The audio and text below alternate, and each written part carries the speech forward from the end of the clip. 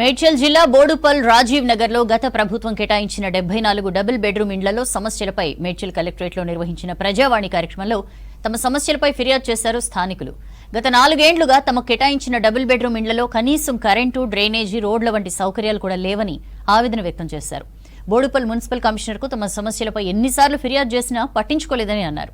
Collector వెంటనే స్పందించి తమకు సౌకర్యాలు కల్పించాలని ప్రజావాణిలో వినతిపత్రం సమర్పించారు. ఇందులో డబుల్ బెడ్రూమ్ అలాట్ అయిన వాళ్ళు 74 మంది ఉన్నారండి. వాళ్ళకి కావాల్సిన అంటే వాళ్ళకి అలాట్ చేసినప్పటి నుంచి ఇప్పుడు 6 నెలల నుంచి 7 నెలల నుంచి వాళ్ళకి ఎప్పుడు హ్యాండ్ ఓవర్ చేస్తారంటే వాళ్ళని అడిగినప్పుడు ఏమన్నారంటే మీకు అక్కడి నుంచి కాల్ వస్తుంది, అన్ని ఫెసిలిటీస్ చేసి మీకు హ్యాండ్ ఓవర్ చేస్తామని అంటే ఇంతవరకు అందరు ఆగారు. కానీ ఇప్పటి వరకు కూడా మాకు అదేమి అంటే మాకు ఏమి ఇన్ఫర్మేషన్ కూడా లేదు.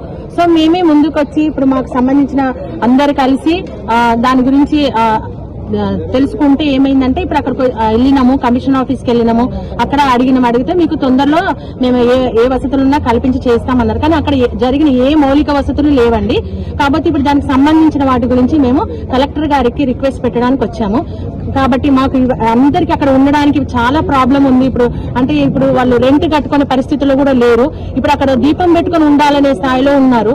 అయితే వాస్తవానికి ఇప్పుడు వెళ్ళి అక్కడ ఉందామంటే అక్కడ మౌలిక వసతులు అసలు లేవు. కరెంటు లేదు, నీళ్లు లేవు, డ్రైనేజీ లేదు. అయితే చాలా రోజుల నుండి దాన్ని వాడకంలో లేకపోవడం వల్ల అసాంఘిక కార్యక్రమాలకు అడ్డగా మార్చుకొని వీటిని వాడుకోవడం జరిగింది.